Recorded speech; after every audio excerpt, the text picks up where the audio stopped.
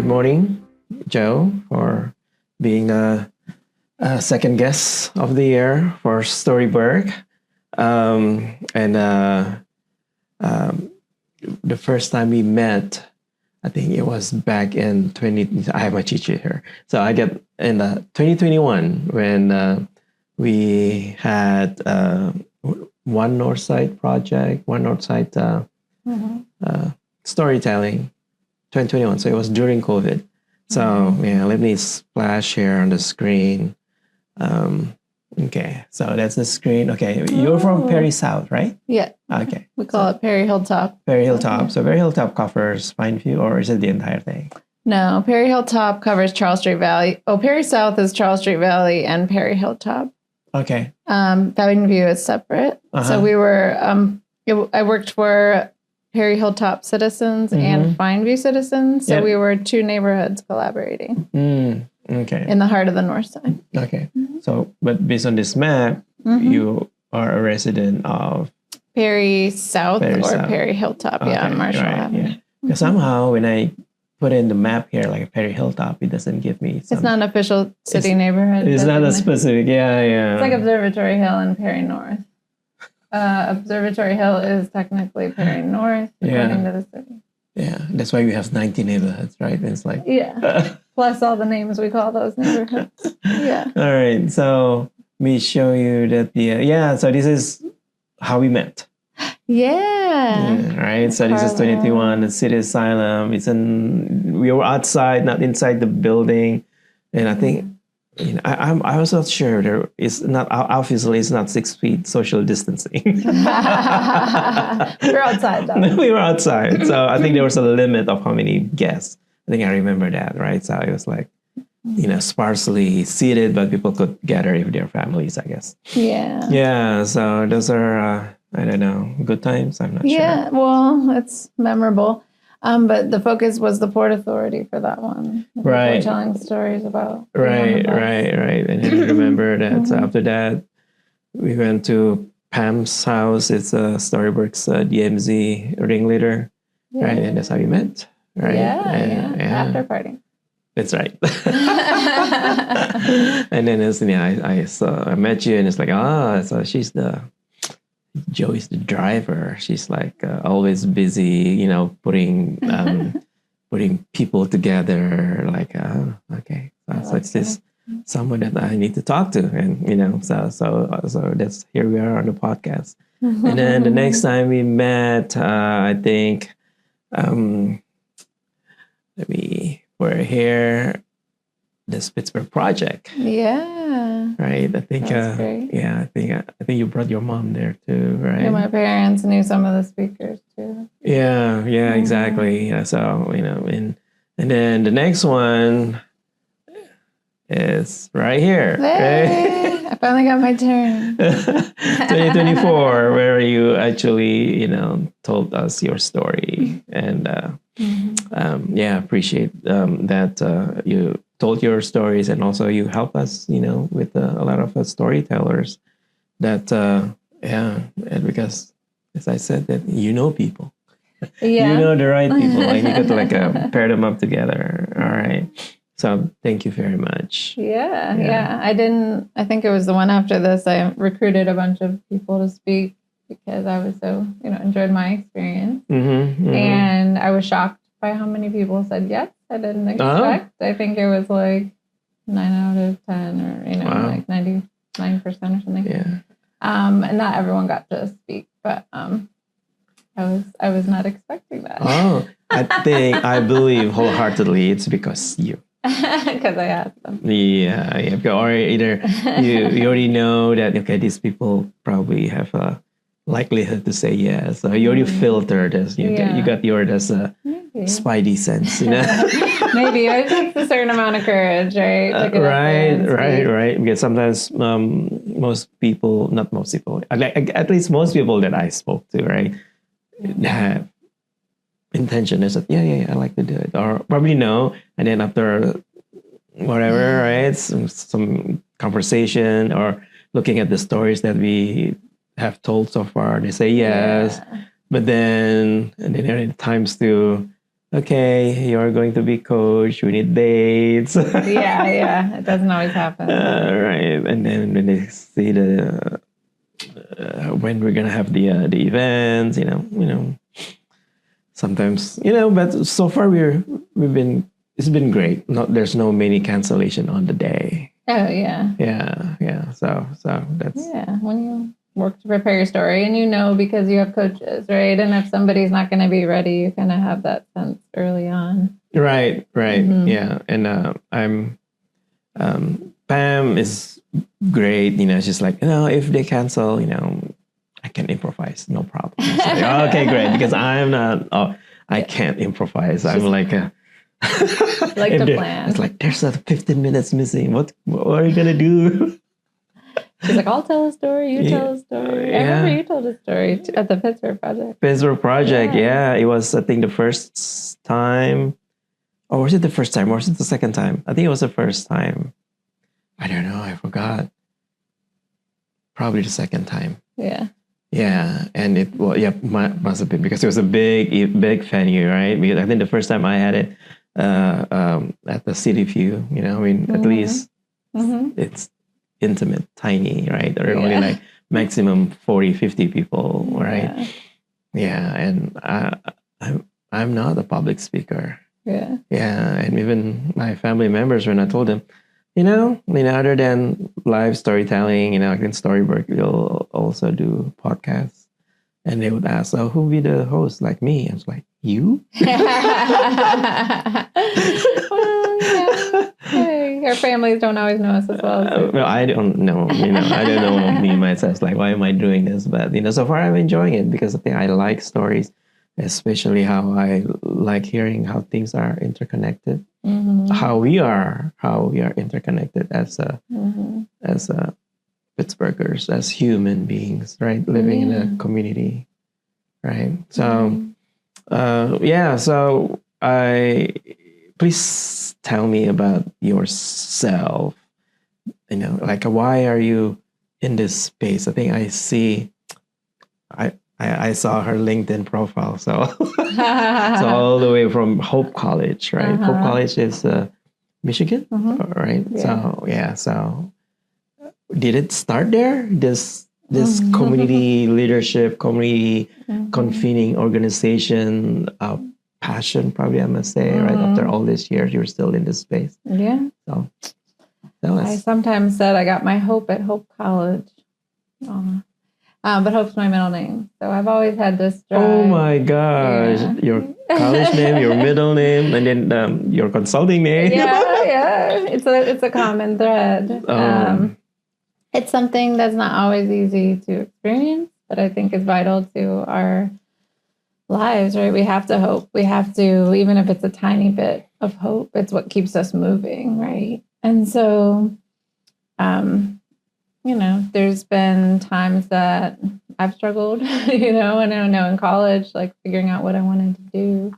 But once I started down the path of social work, I moved from hope to action. I really got to do things, right, that I enjoyed. I got to connect with people and be a part of positive change. I interned with Spectrum Health and worked on healthier. I knew I wanted to improve community health was kind of where I was focused. And so I worked with Spectrum Health, healthier communities, connecting the hospital with the community. So they were focused on creating a health plan for the school and kind of having a healthy schools model, and also having like people from the hospital tutoring and the reading, people from the hospital kind of engaged with the school and creating those kind of healthy community partnerships. So that was kind of where I started out. And then I went to grad school in Philly. So I met my husband in undergrad. We went to the same undergrad program and grad program. Oh, wow. Yeah. And so we went to Penn, in Philly. And my first internship was with foster youth aging out of care. And I went to this remarkable exhibit showing what it's like to move through the the child welfare system. I remember kind of helping with that, and just being a part of that was very, very inspiring. And then I worked for Drexel. I interned with Drexel Government and Community Relations and kind of saw the university partnership piece. They would do Christmas events for youth and after-school programs, exposing kids to medical careers. And then when I came to Pittsburgh, I didn't have a job. We just wanted to move here because our friends that we met in college, we all wanted to move somewhere. And we had worked at the Pittsburgh Project in Pittsburgh, Gavin and I and some other people. And so we brought everyone here to check out Pittsburgh and Philly. Everyone loved Pittsburgh. Okay. So you were not born in Pittsburgh. I'm from Minneapolis. You're from Minneapolis. Yeah. And then went to school in Michigan. And then back to Pittsburgh. So you got the job first or you moved here first? No, I didn't have a job. We just wanted to move to Pittsburgh. Wow. Yeah. Gavin ended up getting a job first. I'm working for Community House Church. And then I started networking. I knew Salim, who was heading up the Pittsburgh Project. He gave me 3 names. One of those people helped connect me with a community organizing job in Allentown. And so that was my first job. And then I met a pastor there who wanted to keep me working in that community and help with the youth program. We applied for a grant and were able to get that to bring me on full-time for 2 years. And so I worked with the Hilltop Health Ministries, which was, again, community health, youth, folks that haven't had advantages. So I was working with them for 2 years and then went to the Housing Alliance of PA as a statewide organizer, which is where Gavin had interned in Philly. So that's how I knew about it. And I moved into statewide advocacy on affordable housing issues. And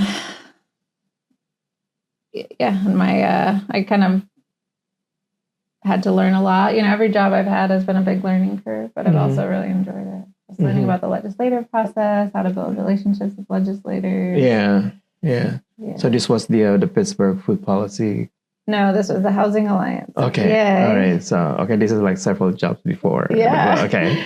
And then I did that for 4 years. We had a statewide conference, a local coalition. We focused on getting a statewide housing trust fund and some legislation to address blight and vacant housing. We had a statewide conference, and we also helped plant some seeds for the inclusionary zoning ordinances that are moving around forward today. We did that like an initial white paper and started some of those conversations. And then I wanted to stay closer to home, went to the Pittsburgh Project, where I had initially. Right. So it's like a circle back. Yeah. And was there doing development work for 4 years, and then went to Perry Hilltop Fineview, where I met you. Right. And then I went to Food Policy Council and did food advocacy. Okay, so then we're back to the, just like when you mentioned that, like a food, like, is it the same job? I kind of ping pong between like looking at the macro issues and how do we solve these things at a system level, and then moving to the wanting more connection with the community and the projects, and like how do we make things better on the ground, and then back up and how do we connect the dots between what's happening on the ground and what needs to happen. I think that's great. I mean, you learn from the statewide or from the macro level, and then you apply and you said, it doesn't work, go back there. And vice versa. Exactly. You need both. You need to do both. Right. You have to do both sometimes, right? So, wow. So now that I'm consulting, I can do both. Exactly. All right. So I wonder that how are you growing up? I mean, I tried to tie in like this passion or things that we do right now as adults, like older adults with kids. And then and how I wonder like how it might have started when we were kids, like right, like I like to tell that when I was a kid, I like to wonder like what are those people going, right? What do they do? What are you doing? What are they doing now? Where are you going? When are they going to come back? Why can they live on I grew up in Jakarta, like it's a populous city and a lot of traffic. It's like people are stuck in this traffic for hours, but they do it anyways, right? It's a polluted. Like, what is their motivation? So I've always been a nosy person, right? I like to know the story, people's stories. So was there anything, when growing up that you're like, I like communities, or probably did you come from a big family or whatever? Yeah, so I was like trying not to repeat my Storyburgh story, because a lot of it is, what brought me to Hope College. But for those of you who haven't watched my story, I'm going to link it here, so you can just click it back. Yeah, but I grew up in Minneapolis. I have 3 sisters. My dad was a musician. My mom was a nurse, part-time nurse. Studied to be a psychologist. Got her PhD when I was 16, so she was always in school. My dad was a church pianist. I sang in the choir. Oh, and we were in all sorts of musicals and things in the church. We went to church like 5 times a week. It felt like that. We had youth group, and we had choir practice, and we had church, and we had youth. We had a small group of, which is I think where I learned about community. The power of community. We every Wednesday we had a meal with like a group of people from church, and the kids would play with the kids, adults would talk, we'd eat food, and that's just become really important to me, that community, that connection, and something I still kind of just foster in every place I'm at, whether it's my job or whether it's my own personal life. Like I've been hosting like a taco and game night so people can come together. I host a parent coffee for non-binary and trans parents, or parents of youth who are non-binary and trans. I'm going to start hosting a meetup for nonprofit consultants, because I'm noticing like there's no space like for us to come together. So it's just something that I really care about. And I feel like it was kind of fostered in me living in the city, being a part of a church community, and one that met not just on Sundays, but for meals and for play and we was camping trips. And we have all sorts of ways, that we could connect and have fun. Played a lot of games. Yeah, that's important. You're not just working and meetings and powwow, right? Yeah. So I've always, had a lot of community, I guess, support in my personal life, as well as building community in my professional life. But yeah. So that's how it was connected then. So I guess we got the answer, right? I guess you were already in this community space already, attending choir, like being in the church like 5 times a week, right? And then you enjoy the camaraderie, probably, right? Going things together, doing things together, being with a lot of people, get all these energies. Yeah, and the social justice oriented church too. Like it was, the kind of church where like open and inclusive. It was racially diverse, and economically diverse. And the thing I remember about it is like I'd be on the bus, like, when are we going to leave for camp? And the counselors are going out to like people's houses and packing their clothes and garbage bags and making sure every kid is going to get on the bus and every kid is getting to camp. And you don't need a suitcase, you don't need a ride. Like the church is going to make sure everybody gets to go. And so just like I thought that was really cool. Yeah. So really good youth program. Yeah. So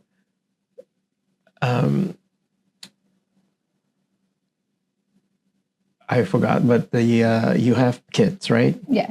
So are you going to find spaces or communities where your kids are going to experience that, or what's your approach? Good question. Yeah, so that's one reason I've been hosting meals, is like having my kids participate and their friends and potentially their friends' families. So kind of building that back up. And I think what else? They're also involved in like activities, sports, climbing, mock trial, just different things that they do at school and in the community. But that space that I've been creating is more as a family space, not just like for adults. Yeah. Have they been receptive to your? Yeah. They've had a lot of fun. Okay, that's great. Because sometimes like as parents, we're kind of, sometimes like our kids at some point it's like, I don't want to do it. They don't want to do it. Like, or they may just say, we've been reading, or I've been, I read like some articles like, as parents, you don't want your kids to be extension. You don't want to force your kids to be extensions of you, right? Right. Yeah. But at the same time, that's the way, that's what we do, right? And it was great. So like, okay, why don't you try, right? Yeah. But like sometimes you're like, no, this is good. Try it. Yeah, my younger kiddo's not that into playing games. So sometimes I am like, this is important to me. And yes, you have to go, to the game playing. But oftentimes he'll just play with his friends. They'll go skateboard or do things they want to do so it's not like he has to do the group activity with the adults. The other one likes to play games with adults, so it works out. Yeah. But like we'll also do game nights with my parents, and my sometimes I make my younger son come, and sometimes I'm like, fine, you can play video games for 5 hours tonight, like every other kid. Oh wow, it's been hard. I had so many good tech boundaries before COVID, and then it feels like they all went out the window because they were on the computer all day for school, and that's where their friends were after school. And then, it's just like it was everything. And it's really difficult to set limits following that. And just limits that to control that. I mean, right? Because any screen, it's easy to just slide it, and you're watching something else. You're doing something else, And your kid doesn't need you. It's control tab, nice. You have freedom to do what you want. Yeah, yeah. And then, my daughter's school has that they've been using Google Classroom, and they're still using it, right? But then we don't know what's in there. They said, we could give you an account. I said, I get an account. I don't know how to use it. Or I know how to use it, but I don't know what she's working on. I have I get an account as if I was a student, so I know what the lessons, right? But I don't know how engaged, my kid is, right? Or whether they actually do it or not, or whether they understand it or not, right? We don't know. And I was working from home, during COVID, and my kids were, I don't know, fourth, fifth grade, and sixth, seventh grade. And so I was just like, I didn't have the capacity to really watch them work, So it's just like, I'm trusting that you're doing your work, unless I hear from your teacher that like things aren't getting done or aren't getting, but otherwise, like, you need to do your work. And I don't care if you play Minecraft at the same time, as long as I don't hear about it from your teacher. Because I got to do my work too. And then I remember I shouldn't say his name, my younger kid got in trouble for doing different classwork on the computer during another class, and I'm just like, you're worried about that? I'm like, last year this kid was probably on Minecraft like 5 hours a day. I had when you mentioned that, like, it just reminded myself, like, I think when I was in, I don't know, I'm probably still even like in K-12, probably high school, right?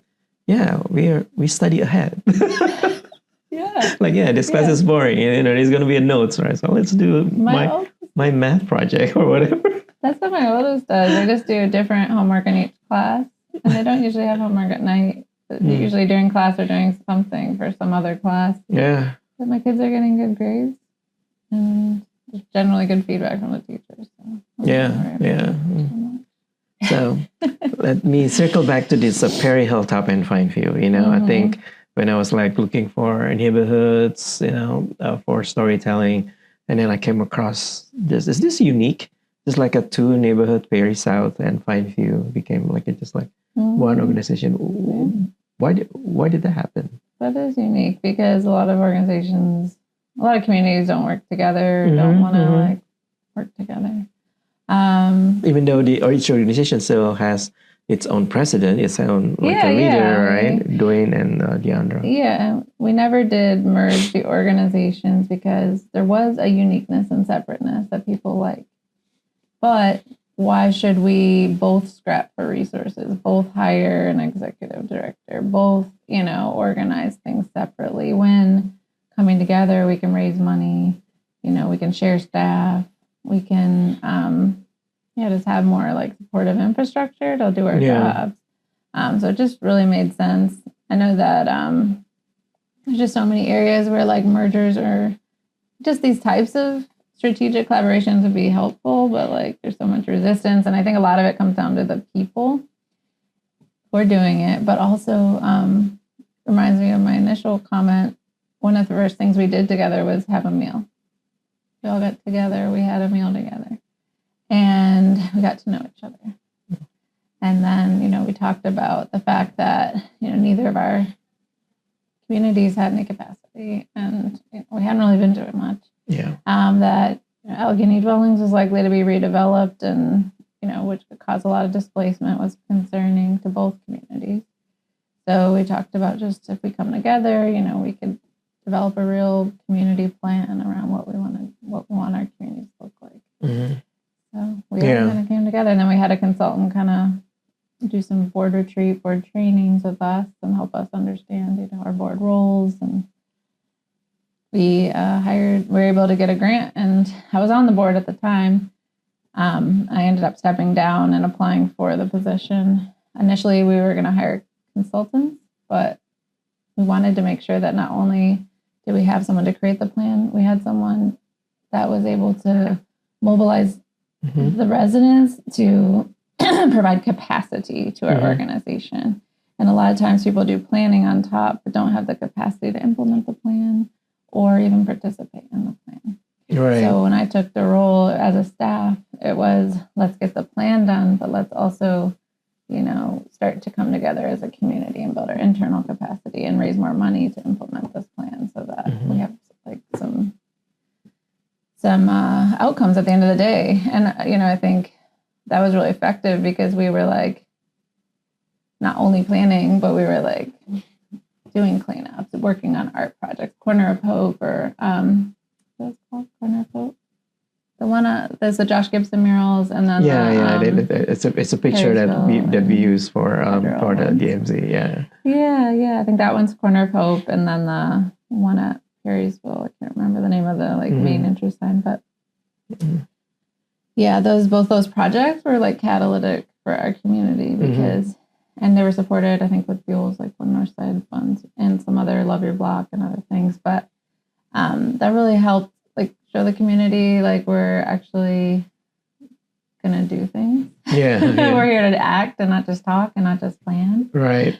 So, you know, little things like that, community projects where neighbors came out to help were very helpful, I think. Yeah, I think I noticed that. Yeah, the organization is very well run, you know. And then I was impressed. I think Pam. I think she lives in the north side. I don't know exactly which neighborhood, but okay. So and and then she sent me, and then a link or whatever. And then I look at you have this. I think during COVID, you have a Zoom conference, and then the mayor was attending. Yeah. And I'm like, and then you invited some other politicians, to come over and to talk and then to give whatever. And it's like, wow. Yeah, we went online right away and Pam helped us. Pam was instrumental in that. And then we had Senator Fontana speaking to us. Like we had people coming in like because of Zoom that could come to our meetings and let us know what's happening, how to get your unemployment benefits, like some of those critical things, right? When COVID shut down and no one knows what's going on. Yeah. And I think we were one of the first community groups to really get online and make sure people were getting information. Right. Which is pretty cool. Under your leadership. Well, technically. Yes. And about 22 board members. So, I think that's the key, right? I mean, a good leader and a very supportive board. Yeah, exactly. The other thing is, you credit me for some of the connections, and I think as the program went on, I was more instrumental with that. But really, Carla is the one that helped make the Perry Hilltop, the initial sessions happen with Longview and Perry Hilltop. She had been doing a lot of that door knocking when we were working on our community plan. She was building a lot of relationships, and she's the one that, invited Paul and other people to come speak. And so, and spoke herself, showed what you do when you're leading. You do the work, you do the thing you're asking people to do. Yeah. So let me splash there on the screen. Yeah. And talking about Carla, that's so right cool. There. I'm Carla. What brings you by today? I've never seen that. I wonder if this is a real she's online or is this a bot they somehow It's gotta be fancy, to create this. Yeah, I love it. Yeah. Yeah, so the website shows you the shared stuff. Yeah, and Lisa. I think Lisa was also one of the storytellers. Yeah, Lisa told her story too. Yeah. So this is very, very impressive. Yeah, I think they have some other part-time staff that I know. It's an organization. You got everything going, and the other cool thing was we had the community meetings once a month and board meetings, which was kind of intense. But the community meetings initially, we would all sit in a circle. Did you ever come to one of those? We would all sit in a circle, so there was no power dynamic between the speaker and the presenter. So we'd all sit in a circle, and it was really funny because speakers would feel really uncomfortable, they would try to stand in the middle of the circle, or they would try to stand it's just no, you're just supposed to be in the circle. But yeah. Do you have the meeting at the Pittsburgh project? We did in the basement and then upstairs. That's amazing. It's an amazing building, Yeah. Mm-hmm. So I think, I just imagine when you said that the meeting was held in a circle, I wonder if you do it in the hall, the big hall, it's putting in a perspective that you're just part of this majestic building, right? You just either you're making it happen or you're going to destroy it. Right? Yeah. And I loved working. I worked with some faith-based organizations, but and that has its benefits. But I really liked working with my Mayberry Hilltop because while it was not a religious organization, it was just we were all coming together to care for each other, and care for the community and build a caring community, and it's we didn't need to say it's this religion or that religion or whatever. It's just, do we all believe in caring for our neighbors? And COVID showed how important it is, right? That we care for each other because you never know when something's going to happen and we're going to need each other. So what kind of challenges you face as an executive director, Dan, in making this happen, considering that, in essence, still two neighborhoods, right? There's still two presidents. So, together. I mean, I don't want to say tribalism, but, there's a reason why they are two different neighborhoods, right? Yeah. And then now you're as a consultant, you always see things that can be improved, right? Yeah. Would you like to share, what could have been improved, or what was a challenge that you faced then? Yeah, I think just a common challenge for any executive director is just fundraising. It's always challenging to raise money, and you don't know how long you're going to be able to pay your staff or pay yourself. And thankfully, we were very lucky and we're able to continue to bring in more and more resources. And then, the politics of the situation, the work. I think the Choice Neighborhoods plan, which we did around preserving Allegheny dwellings, was particularly challenging just because we were working with the Housing Authority, with Charles Street Valley, and California Kirkbride, as well as Pine Prairie Hilltop. Now we had 4 neighborhoods, working together. Wow. I think that because the reason for the 4 neighborhoods working together was really kind of because of where the developer was looking, and not necessarily because the communities were we want to work together and we see the value. It was a little bit more tricky to kind of start that relationship.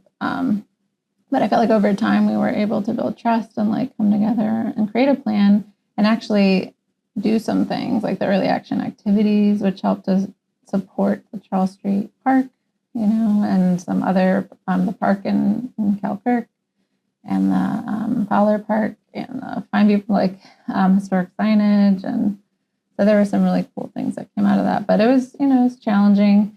Not only working across 4 neighborhoods, but also Allegheny Dwellings is a neighborhood within a neighborhood, really. It's a community that's often been separate and kind of been left out of the community dialogue. So it's a huge challenge. Honestly, I've never heard of it. Yeah, it's a huge challenge to have a public housing community and the outside neighbor and the rest of the neighborhood to feel connected and feel supported, because there's history of that community really being blamed for violence and drugs and all the issues, when really those things are interconnected with the community. I mean, especially drug use is the thing that connects, communities, and issues are not isolated to one area of the neighborhood. And so I think that it was really challenging, but, I think one thing that was effective was we were able to hire some ambassadors to be working on surveying in the dwellings, and also able to support some community activities and events and outreach there. So I'm hopeful that those bridges can continue to be built.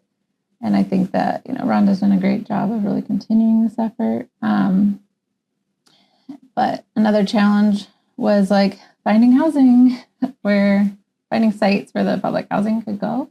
Mm-hmm. I mean, a lot of communities just are trying to shut down the public housing, right, and get out of their community. This is the opposite of what we were trying to do. I remember, was it last year? Yeah, it made the news, right? The community, I don't know which neighborhood, the community just rejected. Yeah. I think it was a hotel, right? And then they tried to, they tried to turn it into affordable housing, and the community in the neighborhood just saying no. Down in the lower north side. Right? Yeah, that was a different community. But right, you happen to have this not in my backyard. Yeah, NIMBY, not in my backyard. Yeah, NIMBYism. Right? So in Pineview, it wasn't quite as I think there definitely was some of that.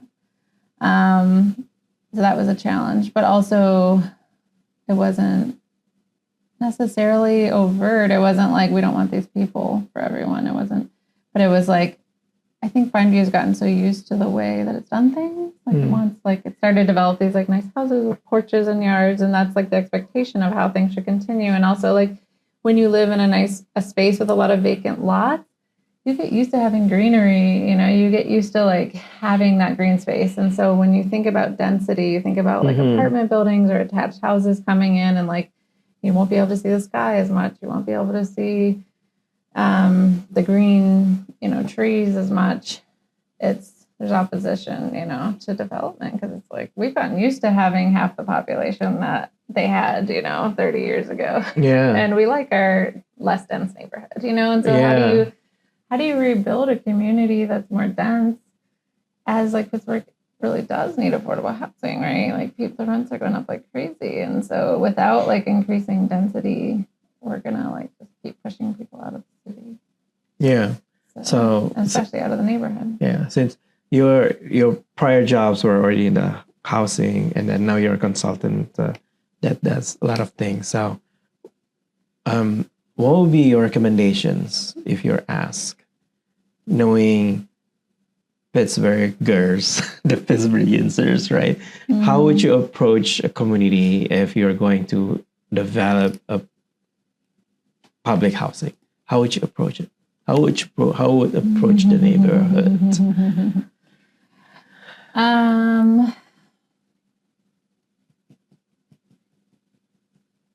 think sometimes it's education, but also I wish there could be more relationship building between public housing residents and non-public housing residents, especially newer residents, because I think people move into the city and then really don't. They have expectations, Yeah, they have expectations for the community.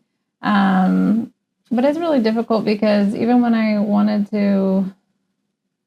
want public housing residents to experience racism. I mean, it's you get them, you don't want to bring people into a space where they're going to be treated as, outsiders, right?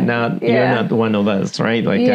Newcomers or whatever. Yeah. So it's you want to build those relationships. How do you do that in a way that gives dignity to people? Yeah. Everyone, is there a template somehow? It's in a circle. It's what is it called? A consultant likes to use best known methods. How do you introduce that? Yeah.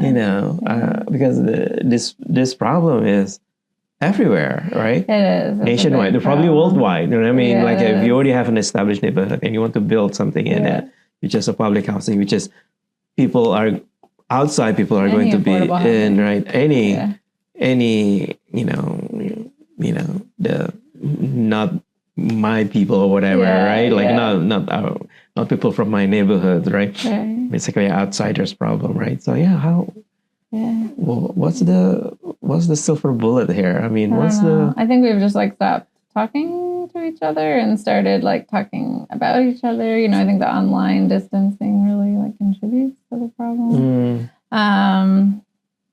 Because they have to get a win too, right? I mean, usually when people see it, that it has to be a win-win. Yeah, right? I think it's listening to the parties and what are you really concerned about? Yeah, what are you getting, right? Is it parking? Like, what is it? How do we address your concerns? Like, are there things we can address to make your lives better with this development? Like, maybe there could be a community space where like you can use it to playground. Or, like, you're gonna build a playground, right? And there's like amenities that the neighborhood can get around. Or like your school is gonna get expanded. It's gonna get bigger and more funded. I don't know. A lot of times we talk too much about like the bad things that could happen and not enough about like the good that we're trying to do and why. Like even with school reform, it's like, what are we working towards? What's a beautiful vision of what could be instead of like, how are we all losing out? Right. I think that's I like that answer, right? So basically what are they getting that they're not having right now? Yeah. We know. So in addition to new people, but they're also getting stuff. Right. And it's going to look better. I mean, the neighborhood's just going to look better because these are new buildings, right? And they're going to be reinvested in and maintained. Yeah. And sometimes seeing what other communities have done, like visiting other areas to see like what it's looked like once they finished a similar project can be helpful. That's something we tried to do. We did some like tours when like on the bus. We took anyone who wanted to come, including Allegheny dwellings, like around the city to see areas that have been already developed by TREC and by the Housing Authority. So people could get a vision of it because it's really hard to like change is hard, really hard and scary for everyone. So if you can kind of see what it's going to look like, sometimes that can be helpful. Yeah. Because, a lot of neighborhoods here in Pittsburgh, they have owned or they live in the neighborhood or in the houses for a long time. So they're old timers, right? So they have invested so much and they're either thinking of like making sure that their equity keeps on going up, right? Right. And they heard about, when there's a high density public housing arrive in your neighborhood, then your property value will drop, right? So that's a legitimate question, right? Legitimate concern that has to be answered. Especially, I think if they're thinking short term, if say that they're about to retire, they're about to cash out pretty soon. Probably the solution is not, they don't want to hear anything, any addition that will change it, right? There's a lot of concern about individual property values, and that's where education can come in because, like, for example, with the community land trust, when companies look at finding comp prices, they're not looking at those land trust properties. They're going to be looking at the other, like, properties in the community. So there's ways that you can educate both people and appraisers to make sure that like these affordable for sale houses aren't going to bring down the value of the other houses in the community. I was actually on the board for Central Northside Neighborhood Council, which is now Allegheny City Central, when we were talking about doing a lot of infill affordable community land trust properties, and there was a lot of opposition to that. Ended up kind of pushing out. There was a whole kind of pushing out of the old guard and moving in a new guard to make sure that didn't happen, which is unfortunate because they've lost a significant number of Black residents, and it's really, how expensive it is now. Yeah. And we could have prevented that. Right. How? With all this development we plan to do on affordable land trust housing. So what is the main charter or main goals, objectives of Community Land Trust? Community Land Trust, they actually were born out of the civil rights movement for the community to actually own the land and make sure that it's affordable for generations. So one person buys the home and gets a 99-year lease to the land. When they sell the home, they can get limited equity. So they're not going to make like what you would make if the neighborhood, rose dramatically and everyone got $100,000 just because they lived there on top of what they paid. But you would still get a certain amount of equity. So say you had fixed something or just like, 10% of what you purchased it for, just to ensure you have some equity to buy that next house. some people see it as a stair step to full ownership, moving from rental to full ownership. And you have kind of often the land trust is supportive of you. If you need to make home repairs, you have kind of a system in place to make sure you're successful as a homeowner. But the goal is really to make sure that there's affordability that's long-term in the community. So whether it's scattered site or on a block, like, we want to make sure that the community is still able to stay and benefit from change. Because the system we have right now, most communities, it's either if you have a lower income, you're in a community that has less amenities, less access to good schools, right? Good groceries, all these things. So you want to improve the community. But guess what? As you improve the community, the property value goes up. Some of those homeowners get money, may or may not get as much money as their home is worth. But a lot of the renters got to leave, right? So now the community is built up. It's a better, stronger community. And none of those original people are there to even benefit. So what have you accomplished? Some people made money. And now these new people get to enjoy, this great community, but like, what have you really solved? You haven't solved anything. So a lot of times we're just kind of chasing our tail with community development. Mm-hmm. So the Community Land Trust, they got money from federal, state? They raise money from a variety of sources, foundations. Mm-hmm. Have they been successful in getting probably abandoned lots or, in Pittsburgh and turning it into housing that people can live? Yeah, they had like 10 houses online this spring, I think. They Findview sold about 20 lots to them, and they had already renovated. And we're selling, I think, 4 of those houses, the existing houses, this spring. And they're going to build more. The numbers sound so low. They're so low. Yeah, it's like it's very expensive. Because I remember that. I don't know. I refer to another article, that people's like, why is it so low? I mean, I thought the numbers were high, but then when you look at the numbers, like, $1 million doesn't give much anymore, right? Right. I mean, especially if you have to 3, demo. 4 houses. You have to clean the lien or whatever, and then you demolish the place, and then rebuild. Labor is expensive. Yeah, that's the thing. The cheapest way to expand affordable housing is to give subsidies to landlords. Really? Yeah. So if rent is $1,000 or $1,500, and you give each landlord $500, bring that down, or $700. I don't know. Whatever you need to do, you subsidize it.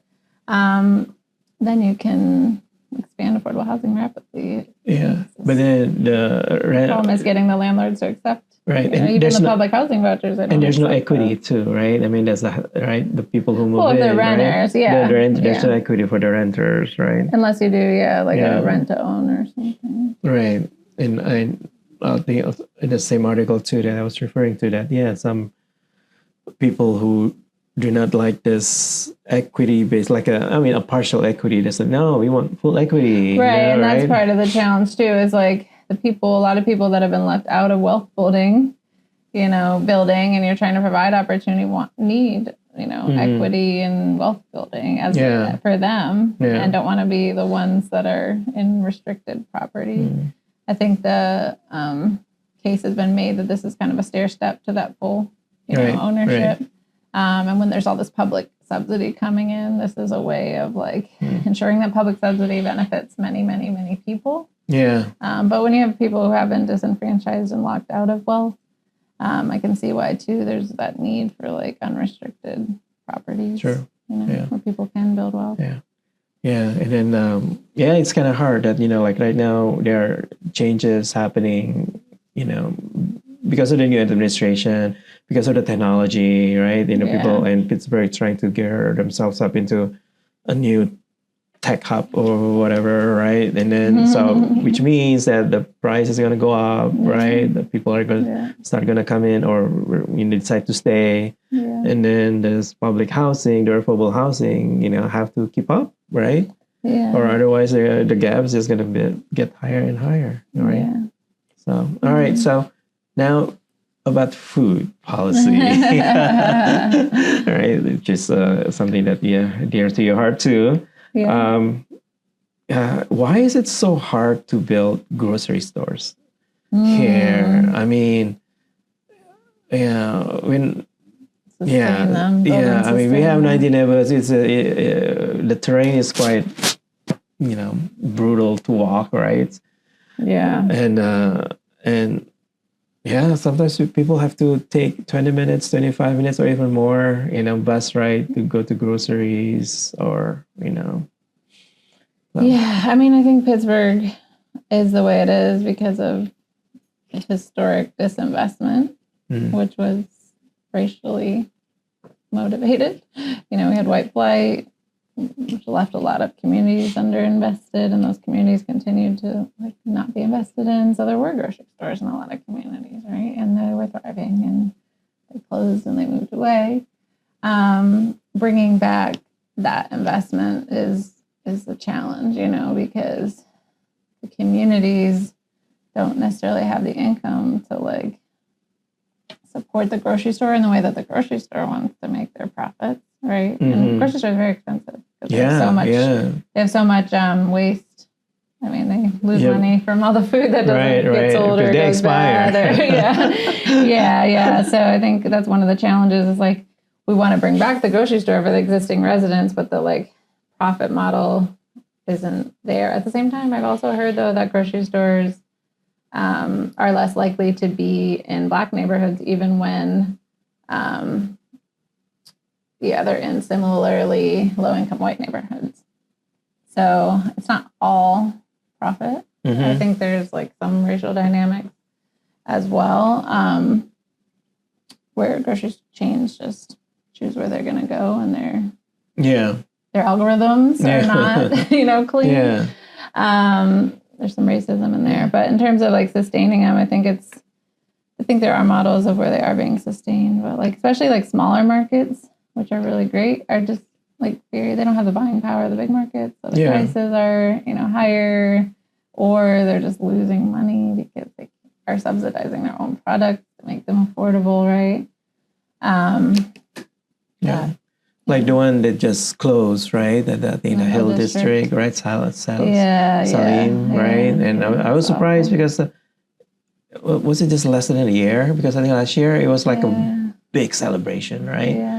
Right? There are a lot of politicians, came over to open it, and it's it's now closed. Yeah. And it's part of the problem of capitalism providing food. It's this for-profit model isn't working to bring food into our communities. Is there a nonprofit grocery store model we could that we could review, or a publicly owned grocery store model similar to the liquor license, liquor stores? How do we bring healthy food into communities? And there's people that want to do it. There's a lot of people that give away food and garden and want to have markets and want to sell food, but I really struggle to make those margins work, get that buying power, and to get the make enough money to keep it. Yeah. So for that recent experience of Salim closing in the Hill District, do you know the lessons learned? Do you know what went wrong? I know that they were not making enough money. No, well, that's true. But what happened? I mean, wasn't there enough planning of knowing what the community wanted and not addressed by or what's going on? It's interesting, even with I don't know. I don't know the full answers. I've heard theories. Why Shop and Save closed? I had heard theories. I think they made the claim it was theft was one of the issues that they dealt with. I don't know to what degree that was true. Someone told me that other chains were sending jitneys to pick people up and almost undermining the success of the Hill District grocery store by competing with it. Yeah. That there was some kind of the way that they structured their hours and their deals and their transportation were able to make sure that they didn't lose their business. I don't know whether that was true, but I was that is very interesting. So yeah, I don't know. Yeah. And also, what kind of? I mean, I was in Salim's. There was some on the expensive side, for some of the food. Well, I think that high quality. That was too because it's halal, it's kosher food, and high quality. The expiration date is really short. Yeah. And and there's no pork product too. Yeah, right, yeah. And right. I saw a lot of like folks who had Muslim like dress and things in there, and I was like, that's really cool. And I'm curious though, like about the like how many people lived locally that were, demanding that kind of food, or if food it is was not more available. of like people from other neighborhoods, which means they're not going to come as much. Right. Or when they come, they want to do everything in, one shop, not like shop here, shop there, right? I mean, people who have cars, who have transportation, you could, Giant Eagle for this stuff, you go to Saline for this stuff, you go whatever, Trader Joe, Whole Food, whatever, right? For other stuff, right? But some people do not have that luxury to do that. Yeah, maybe it's just like changing habits and patterns, because people are used to going to certain stores. Yeah. And I remember, right, in other countries, right? I mean, America is unique to have a lot of supermarkets, right? In countries, I think in Europe, in Asia, there are not many supermarkets. They have all the small markets. Yeah, all small markets, right? Stuff. So, and they're okay. They survive. Yeah, how do they source? I wonder if there's like some coordinated bulk sourcing. So probably there could be, we call it here, it's corner store, right? Yeah, right? Healthy corner store. Yeah. So, I wonder if probably we should, some neighborhoods here should adopt that and probably subsidize, right? By the government or by the nonprofit, right? There's efforts to do that. Like Just Harvest has worked a lot on healthy corner stores, helping people bring in healthy food. And Bridgeway Capital, I think, is giving loans. Not just healthy too, right? In addition to healthy, also, probably you try to help things that they want to eat, right? They want and can afford to, right? Right? Because sometimes people associate healthy means organics means expensive. Or just vegetables and fruit. Like that's good, but what else can I get? Right, like I don't want to eat vegetable every day. Right? I feel like the Hill District too. Like the topography is probably challenging, just like getting there and getting home, and like, do they have transit like help or anything? Yeah. So we have housing problem, we have food problem, which are tied together, and you're in those two. Wonderful. Yeah. So, all right. So now you have your consulting, right? Hope and action. I think we heard these two words often, within this hour. Yeah. So, what are you trying to solve, or what kind of services do you offer in your consulting business? I think I'm working to really support other people in the great work that they're doing, and not necessarily like leading it myself. So, like, how can I support other organizations, whether it's helping them with their plans, helping them with their boards, strengthen their boards. There might be some project management, something that they need support on, and fundraising. I mean, fundraising is something everybody needs help with. Not everyone, but everyone. I can tell you that. Even like universities still has to do this fundraising, right? It's a very uncertain time, and I think just like navigating everything. I'm also doing some like executive coaching and just like trying to just be there for people as they navigate things and make important decisions and do important work. Because I've been there and I know how hard it is. Yeah. Maybe there's things I can help, like little steps I can help people take that will lead to bigger and bigger outcomes. Right. So, what kind of challenges do you see as a consultant? I think for me, my challenge is like narrowing down a bit what I want to do, because I'm excited about so many different things. I think I've met with a lot of consultants, and I'm finding that some have like too much work, some have not enough work. There's kind of like, I think networking and finding work is difficult as a consultant. It can be. But then like consulting in this environment is its own challenge because of all the uncertainty, right? How do you plan when you don't know what's going to drop the next day from the federal government? Like, or your grant cannot, they don't disperse the money. So it's a really difficult time to lead, and it's a difficult time to consult because you don't have the answers, right? You're kind of working, you're just helping people navigate, I guess, that uncertainty. and develop the best plans that they can, plan A, B, and C, right? If this happens, then this. If this happens, then this, right? So yeah, I would say those are some of the biggest challenges. And then really like, focusing on equity and justice in a climate of overt, racism and clamp down on these things.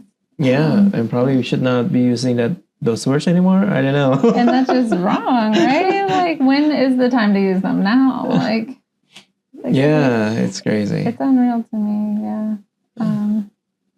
How dystopian it feels with being told what we can and can't say, and the dignity we can't provide people.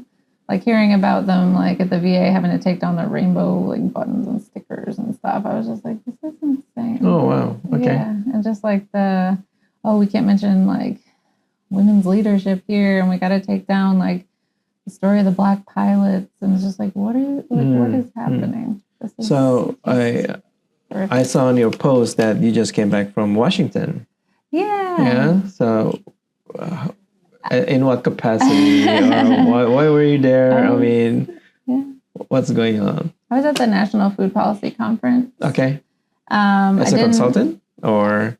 Yeah, and also in my role as leading this new Food as Healthcare Coalition that Heinz Endowment is doing. Okay, the one. Okay. Yeah. So learning more about food as medicine and some of the best practices that are being done around produce prescriptions, medically tailored meals, and just other efforts to like get healthy food and education to folks in a culturally appropriate way so they can combat disease and prevent disease. So I was learning a lot about that stuff, bird flu, some of the other interesting things happening in the food system.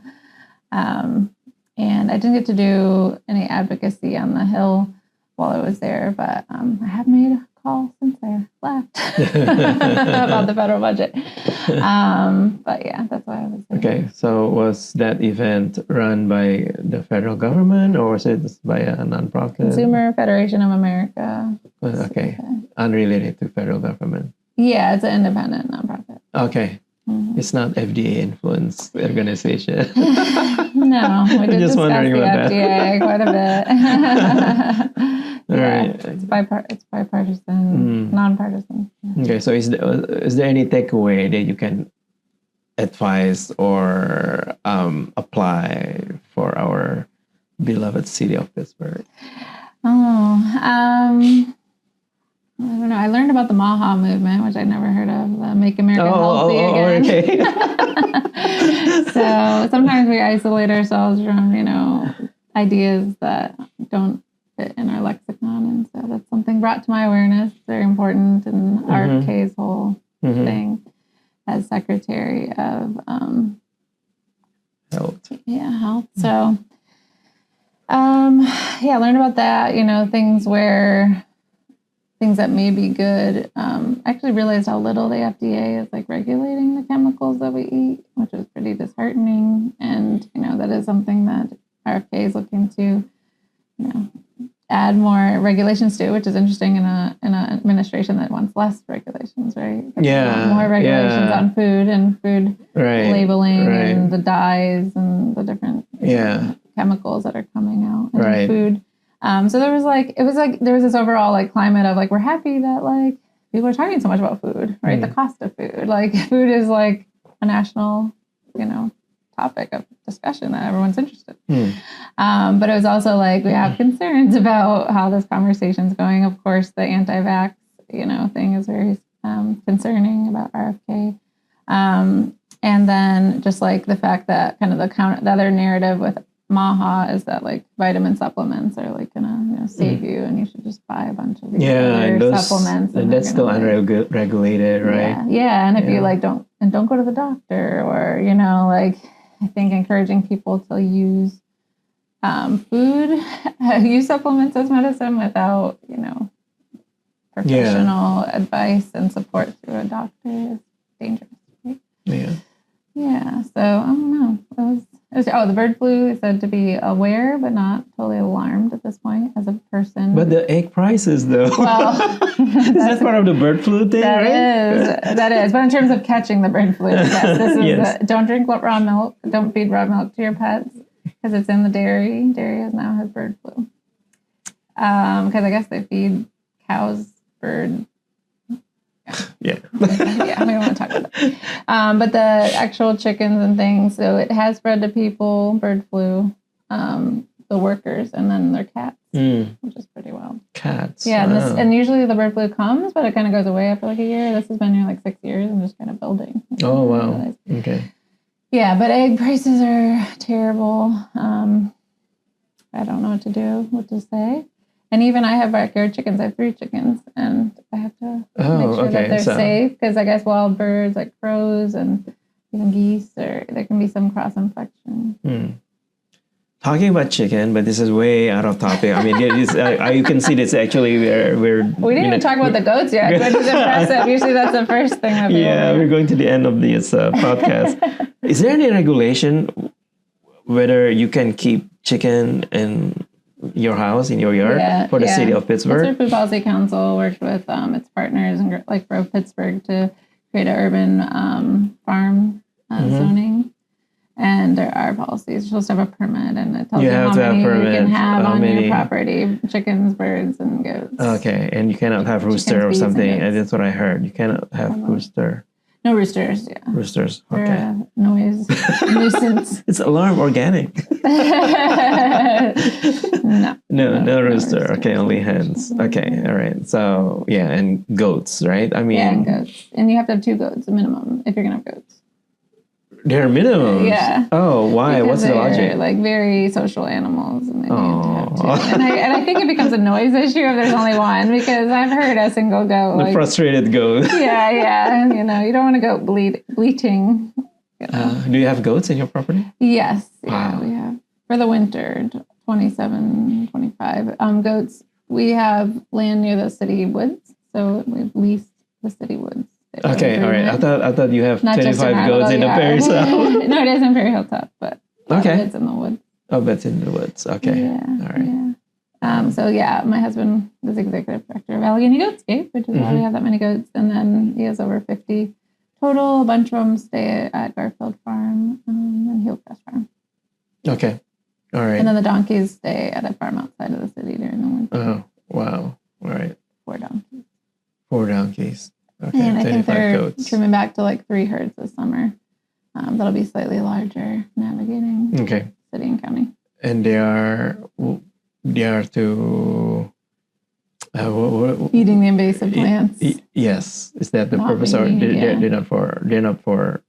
But they're not for meat. They all have names and they get good health care. There's a lot of anthropomorphication, is what we call it. There's a lot of love towards these goats. They're not going to get slaughtered.